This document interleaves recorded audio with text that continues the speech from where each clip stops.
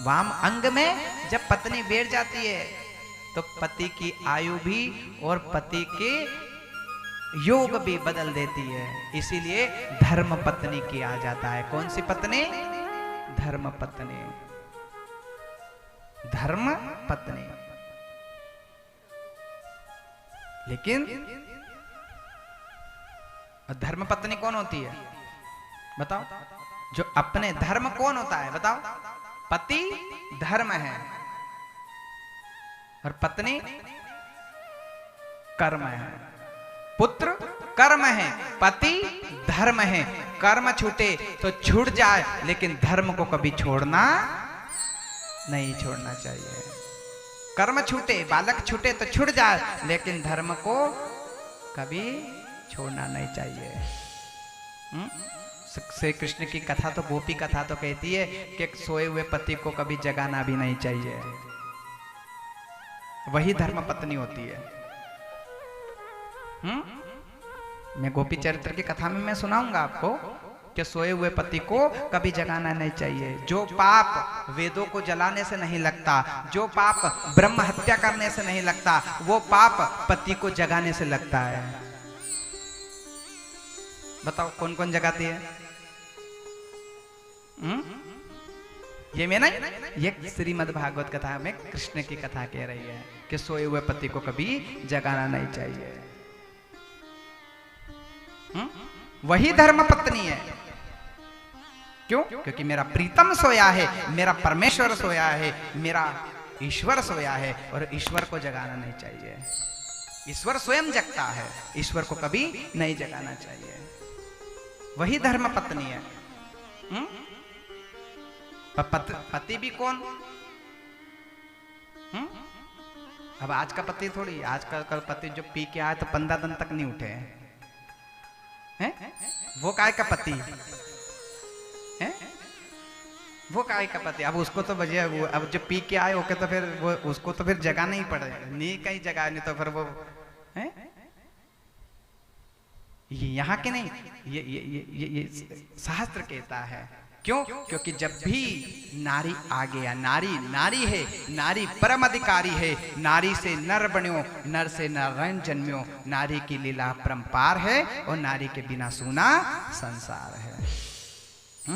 जब भी नारी आगे आई है तो अपने भारतीय संस्कृति बदली है। प्रभु तेरे भाग्य में संतान है, लेकिन तेरी पत्नी कुकर्मवती है। उसकी पत्नी के कर्म अच्छे नहीं है, जिसके कारण संतान नहीं है। प्रभु मैं क्या करूं? तो चिंता मत कर। शास्त्र कहता है कि जिसके जीवन में अचानक संत आ जाए उसका भाग्य बदल जाता है। जिसके जीवन में अचानक संत मिल जाए उसके भाग्य बदल जाते हैं। उसके घर कीर्ति आ जाती है, उसके घर यश फैल जाता है, उसके घर में खुशहाली आ जाती है। जिसके घर में अचानक ब्राह्मण और संत चला जाता है। तू मेरे पास आया है तो चिंता मत कर, ये फल ले और फल लेकर के जा, तेरी पत्नी को खिला देना। आज से 9 महीने बाद संतान हो जाएगी। अब धुंधली कौन है? धुंधली आत्मदेव ब्राह्मण की पत्नी। अब जैसी अब बेचारा ब्राह्मण तो गया है, आवाज लगाई, अरे सुन तो क्या, अरे सुन सुन सुन सुन क्या, अरे दरवाजा खोल दे। क्यों? अरे दरवाजा खोल दे, देख मैं तेरे लिए क्या लेके आया हूँ। मैं तेरे लिए क्या लेके आया हूँ? ये क्या लेके आया हूँ? देख मैं तेरे लिए फल लेके आया हूँ। क्यों? पता है आज मैं मरने के लिए गया था। क्या कह रहे हैं आत्मदेव ब्राह्मण? कि देख पत्नी से कह रहे हैं कि देख मैं आज मरने के लिए गया था। पत्नी कह रही कि मर क्यों नहीं गए? अरे तू जब देखो जब क्रोध करती है रे, तेरे चेहरे पे कभी तो खुशहाली लाया कर, कभी तो खुश होया कर। देख मैं मरने के लिए, तू क्यों नहीं मर रहा?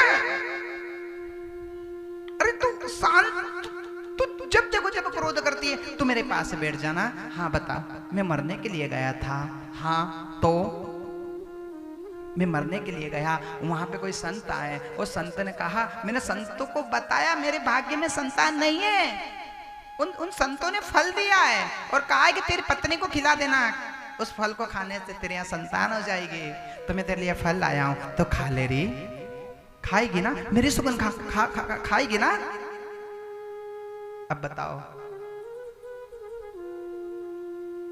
धुंधली कौन है? धुंधली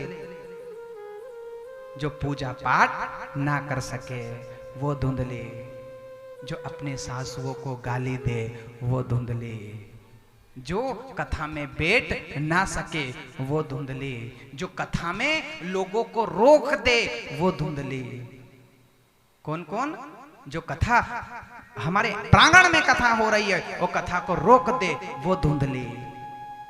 धुंधली के गुण क्या हैं बताओ? कैसे होते हैं धुंधली के गुण? कथा में हम जाएं, हमारी इच्छा हो रही कि हम कथा में सुनने के लिए जाएं, लेकिन जो सासू बहू को रोक लेती है, जो बेटी को रोक लेती है, जो कथा में बैठ करके बात करती है, जो दीपक नहीं लगाती, घर में लड़ाई झगड़े करती है, वो धुंधली। ये है धुंधली के गुण। बताओ, अब धुंधली के तो कई गुण हैं, बताऊंगा तो, लेकिन उन्होंने कहा कि फल लेके आई है, खाना है? उन्होंने कि हाँ मैं जरूर खाऊंगी। जाओ। अब धुंधली की सहेली कैसी होगी? जोर से बोलो। जाकी रही भावना जैसी, प्रभु मुहूर्त देखी वैसी। अब धुंधली की सहेली कैसी होगी बताओ? अपनी सहेली कैसी? अपन बुलाना ना पास बात करने के लिए, इधर आ जा, इधर आ जा, यहाँ पास में बैठ, अपन बात करेंगे। बने वो वहां बैठी हो लेकिन पास में बुला लेगी, अपनी सहेली को बुला लेगी, आजा आजा आजा यहाँ बैठ। तो धुंधली ने पड़ोसी को बुलाया, ए इधर आ, क्या तेरे पंडित जी देख तो रही कहीं जंगल में गए हैं और वहां से कोई फल ला के आए हैं और कहा है कि फल खाने से संतान होगी, बता मैं खाऊं या ना खाऊं, बताना। अब सहेली ने क्या बताया बताओ? सहेली राय देगी अच्छी? उन्होंने कहा नहीं, ये फल मत खाना। क्यों? अगर मैं फल खाऊंगी और फल खाने से तेरे यहाँ बालक हुआ और हो सकता है वो बालक गर्भ में मर गया और साथ में तुझे भी मार देगा, तो मनुष्य होने बार बार नहीं मिलेगी। तो ये फल को क्या करूं? फल को क्या करें? तेरी गाय है ना, तेरी गाय को कहां बछड़ा है, उसको दे दे। और जहां से तूने बछड़ा वो गाय को दिया और उसको अगर संतान हुई तो फल और ले आएंगे, ब्राह्मण का कहे से और ले आएंगे। मैंने कि ये बात सही है, तो फिर ये बताओ मैं क्या करूं? मैंने कि गाय को दे दे और मेरे यहाँ संतान होगी मैं तुझे दे दूंगी। सही बता, दे देगी ना? हाँ दे दूंगी। मेरी सौगंध? हाँ तेरी सौगंध में दे दूंगी। ये कसम खा करके आज पड़ोसन ने अपना जो बालक हुआ है, थोड़े दिन के बाद बालक हुआ, पड़ोसन ने धुंधली को दे दिया। और धुंधली ने जो पंडित जी ने जो फल दिया था, धुंधली ने क्या करा? गाय को दे दिया। कुछ दिन के बाद गाय के पेट से एक बालक का जन्म हुआ जिसका नाम गोकर्ण रखा। बोलिए गोकर्ण जी महाराज की जय। गाय मुख तो मनुष्य जैसे और कान गाय के जैसे, तो उसका नाम गोकर्ण रखा। धुंधली कहती है मेरे भी पुत्र का नाम मैं रखूंगी।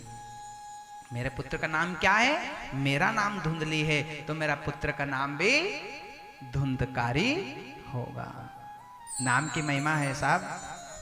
अब बताओ, धुंधली ने धुंधकारी रखा। क्या रखा? नाम की महिमा है। राजा अजामिल राजा ने अपने पुत्र का नाम नारायण रखा। क्या रखा? नारायण। अजामिल राजा इतना दुष्ट है जो प्रभु का नाम कभी नहीं लिया, लेकिन पुत्र का नाम क्या रखा? नारायण। नारायण जल लाओ, नारायण दूध लाओ, नारायण वो काम करो, नारायण वो काम करो, नारायण नारायण नारायण, इतना नाम लिया कि अजामिल राजा वैकुंठ चले गए। किसके लिए? नाम का महत्व। जब वैकुंठ गए तो नारायण के पार्षदों ने कहा कि क्यों? अरे इसने प्रभु का नाम नहीं लिया, इसको नरक में भेजो। तो नारायण के कहे इसने जितना नाम लिया इतना किसी ने नहीं लिया, उन्हें की लिस्ट में देखा तो कभी भगवान का नाम नहीं निकला। उन्हें की मैं कि देखो नारायण के इसके पुत्र का नाम नारायण नारायण नारायण इतना नाम लिया है। नाम की महिमा है साहब। अजामिल राजा के पुत्र का नाम नारायण रखा तो अजामिल राजा वैकुंठ चले गए नाम के कारण। और हम अपने पुत्रों का नाम क्या रखें बताओ? ओ गर्भ से कहो हम हिंदू हैं। हम क्या रखें बताओ? पहले तो पहले संस्कार, पहले संस्कार थे। तो पहले कौन से संस्कार थे? पहले अब 16 संस्कार। अब कितने संस्कार बचे? पहले 16 संस्कार थे। कितने संस्कार? जोर से बोलो कितने? अब कितने बचे? अब मात्र 3 संस्कार। एक अंतिम संस्कार, विवाह संस्कार, और एक नामकरण संस्कार। तो नामकरण संस्कार बता हो रहा है ढंग से? नामकरण संस्कार कैसे करना चाहिए? ब्राह्मण को बुला करके। आजकल कैसे करते हैं बताओ?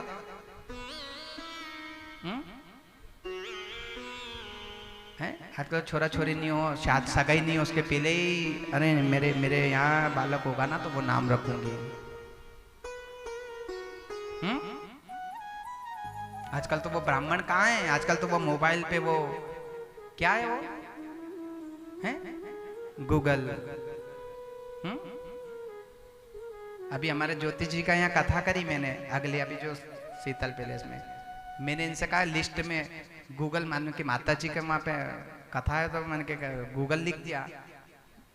मैंने के गूगल अबीर गुलाल कंकु मेहंदी हल्दी अबीर कपूर गूगल। तो मैंने के गूगल तो ये खाली मोबाइल में गूगल ढूंढ के बैठ रही है। मैंने के गूगल, मैंने के लिस्ट में गूगल नहीं है। अरे गूगल तो कहाँ गुरुजी मोबाइल में ही है गूगल है। मंगाई थी धूप लेकिन मोबाइल में ढूंढ रही है भाई। क्यों? क्योंकि जब से ये मोबाइल आए हैं पूरी भारत संस्कृति को बिगाड़ रखा है। बताओ बिगाड़ रखा क्या नहीं? जोर से बोलो क्यों दादियों बताओ? हमारी दादी जो कुर्सी पे बैठी है ना, इनने पहला अंतर्देशीय कारेट लिखती थी। लिखा होगा ना आपने? पहले कारेट चलते थे। पहले कारेट चलते थे। मैं आशा करती हूँ मेरे माता पिता से आशा करती हूँ कि वो आनंद मंगल में हैं। आशा करती हूँ कि वो भी आनंद मंगल में होंगे। कितने कारेट लिखते थे? मेरे घर पे लड़ाई हो चुकी है, पिताजी आप घर पे आ जाइए और लड़ाई को समाप्त कर दे। वो कारेट में लिख करके भेजती थी। वो कारेट कितने दिन में जाता था बताओ जोर से? 5 दिन में जाता था। 5 दिन में जाता था तो 5 दिन में लड़ाई खत्म। और उधर से फिर जवाब आता था पिताजी का, बेटी मैं कोई कार्य कर रहा हूं इसलिए मैं 5 दिन में वापस 5 दिन के बाद आऊंगा। वो जवाब आता था उधर से। तो 5 दिन इधर से और 5 दिन उधर से, तो कितने हो गए? 10 दिन। 10 दिन में लड़ाई, इतने में तो लड़ाई खत्म हो जाती थी।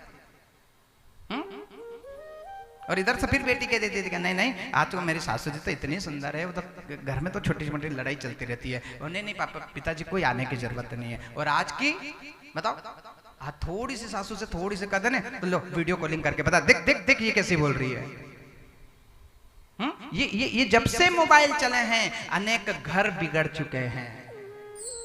ये भारत संस्कृति ने अनेक घर तोड़ दिए। किसने? ये मोबाइलों ने। जब से मोबाइल आया